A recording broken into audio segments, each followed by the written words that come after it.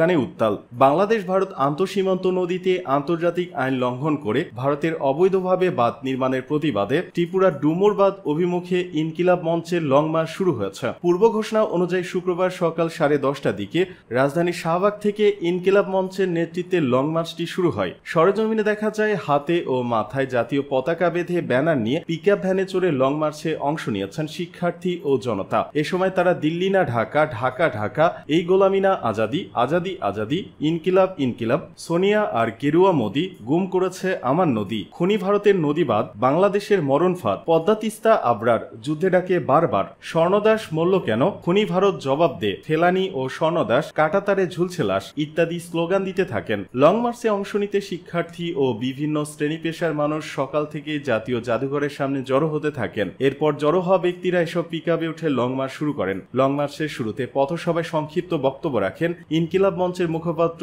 শরীফ ওসমান বিন হাদি। তিনি বলেন, গত 15 বছরে একটা ফ্যাসিস্ট রাষ্ট্র কায়েম করা হয়েছে। এই ফ্যাসিস্ট রাষ্ট্রের কারণে ভারতের আগ্রাসনের বিরুদ্ধে কেউ কথা বলতে পারেনি, প্রতিবাদ করতে পারেনি, কিন্তু এখন আমাদের সামনে কোনো ফ্যাসিস্ট নেই। আমরা অবিলম্বে আন্তর্জাতিক নদীতে ভারতের অবৈধ সব বাঁধ ভেঙে দেওয়ার জোর দাবি জানাচ্ছি। আমরা এই দাবিতে আজ লং মার্চ আহ্বান করেছি। ভারতের সব ধরনের পানি সন্ত্রাস ও আগ্রাসন বন্ধ না হওয়া পর্যন্ত আমাদের সংগ্রাম চলবে। এর আগে বুধবার বিকেলে ঢাকা বিশ্ববিদ্যালয়ের মধুর ক্যান্টিনে এক সংবাদ সম্মেলনে লং মার্চের রুটগুলো তুলে ধরে ইনকিলাব মঞ্চ। সেখানে জানানো হয়, এই লং মার্চ সকাল 10টায় যাত্রাবাড়ি চৌরাস্তায় ও দুপুর 2টায় চান্দিনায় একটি পথসভা করবে। এরপর বিকেল 4টায় কুমিল্লার টাউন হলে জনসমাবেশ অনুষ্ঠিত হবে। সেখান থেকে পদযাত্রা নিয়ে বিবির বাজারে পৌঁছাবে মার্চটি।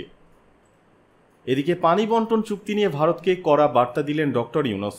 অন্তর্বর্তী সরকার দীর্ঘদিন ধরে অমীমাংসিত তিস্তা নদীর পানি বন্টন চুক্তির বিষয়ে মতপার্থক্য দূর করার উপায় নিয়ে ভারতের সঙ্গে আলোচনা করবে। বিষয়টি দীর্ঘদিন ধরে ঝুলে আছে, এতে কোনো দেশেরই লাভ হচ্ছে না বলে মন্তব্য করেছেন প্রধান উপদেষ্টা অধ্যাপক ডক্টর মোহাম্মদ ইউনূস। এক সাক্ষাৎকারে নোবেলজয়ী সরকার প্রধান অধ্যাপক ডক্টর মোহাম্মদ ইউনূস এসব কথা বলেন। শুক্রবার পিটিআই নিউজের ওয়েবসাইটে এই সাক্ষাৎকার প্রকাশিত হয়েছে। তিনি পানি বন্টন চুক্তি নিয়ে ভারত সরকারকে সতর্কও করেন। দুই দেশের মধ্যে পানি বন্টনের বিষয়টি অবশ্যই আন্তর্জাতিক আইন অনুযায়ী হতে হবে উল্লেখ করে তিনি বলেন, এসব ক্ষেত্রে বাংলাদেশের মতো ভাটির দেশগুলোর অধিকার সমুন্নত রাখার সুনির্দিষ্ট অধিকার রয়েছে। প্রধান উপদেষ্টা বলেন, বিষয়টি নিয়ে বসে থাকার ফলে এতে কোনো কাজ হচ্ছে না। আমি যদি জানি আমি কতটুকু পানি পাবো সেটা ভালো হতো। এমনকি পানির পরিমাণ নিয়ে যদি আমি খুশি নাও হই তাতেও কোনো সমস্যা নেই। এই বিষয়টি সমাধান হতেই হবে। তিস্তার পানি বন্টন চুক্তির বিষয়টি সমাধানে অন্তর্বর্তী সরকার ভারতকে শিগগিরই তারাবাদ চাপ দেবে কিনা এমন এক প্রশ্নের জবাবে ডক্টর ইউনূস বলেন,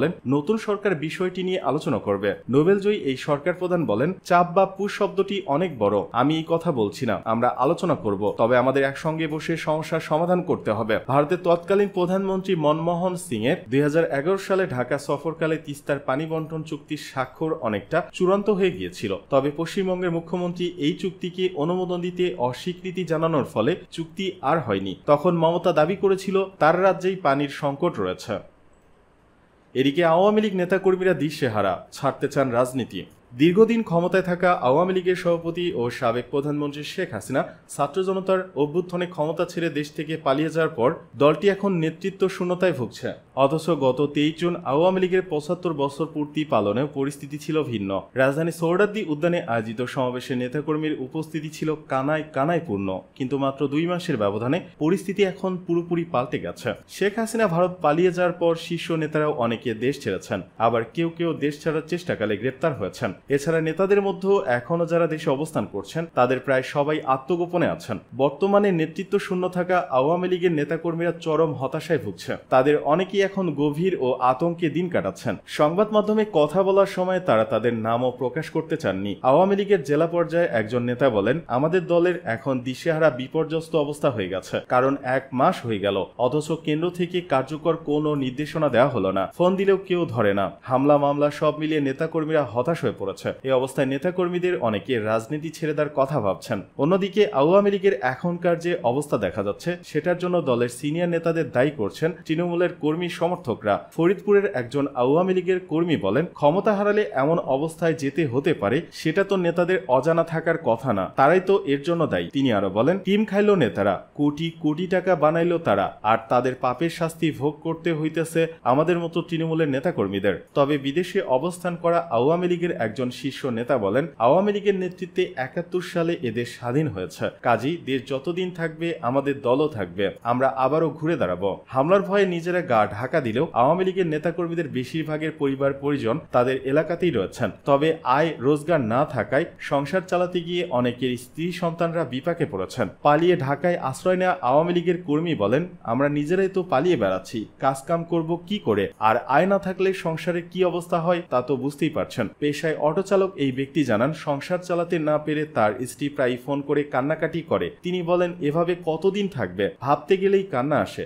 মনে হচ্ছে রাজনীতি করাই পাপ হয়েছে, তাই আর রাজনীতি করব না বলে সিদ্ধান্ত নিছি। বিবিসি বাংলাকে বলেন ফরিদপুরের ওই আওয়ামী লীগ কর্মীদের মধ্যে আরো অনেকেই এমন সিদ্ধান্তের দিকে এগোচ্ছে বলে জানাচ্ছেন আওয়ামী লীগের জেলা পর্যায়ের এক নেতা। চাপে গোপালগঞ্জের নেতারা। শেখ হাসিনা পালিয়ে যাওয়ার পর ঢাকা সহ অন্যান্য জেলাগুলোর নেতাকর্মীরা যখন আত্মগোপনে যাচ্ছিলেন, তখন ঠিক উল্টো চিত্র দেখা গিয়েছিল আওয়ামী লীগ সভাপতির নিজ জেলা গোপালগঞ্জে। শেখ হাসিনাকে দেশ থেকে বাধ্য করা হয়েছে দাবি করে গত ৫ আগস্টের পরপরই বেশ কয়েক দফায় বিক্ষোভ মিছিলও করেছিলেন তারা। কিন্তু গত ১৫ আগস্টের পর গোপালগঞ্জেও আওয়ামী লীগ নেতাকর্মীদেরকে আর আগের মতো সক্রিয় দেখা যাচ্ছে না। মূলত সেনা সদস্যদের উপর হামলার ঘটনার পর থেকেই তাদের উপর চাপ ছিল, যা এখন আরো বেড়েছে বলে জানিয়েছে স্থানীয় নেতারা। হাল ধরবে কে? শেখ হাসিনা বাংলাদেশ ছেড়ে যাওয়ার কিছুদিন পর ছেলে সজীব ওয়াজেদ জয় জানিয়েছিলেন যে তার মা আর রাজনীতিতে ফিরবেন না। আমার মনে হয় এখানেই শেষ, আমার পরিবার এবং আমি আপনাদের যথেষ্ট হয়েছে, বিবিসিকে দেয়া এক সাক্ষাৎকারে বলেন জয়। তবে কিছুদিনের মধ্যেই অবশ্য তার কণ্ঠে ভিন্ন সুর শোনা যায়। অবশ্যই শেখ হাসিনা বাংলাদেশে ফিরবেন যখন অন্তর্বর্তীকালীন সরকার নির্বাচনের তারিখ ঘোষণা করবে, বিবিসিকে দেয়া আরেকটি সাক্ষাৎকারে বলেন জয়।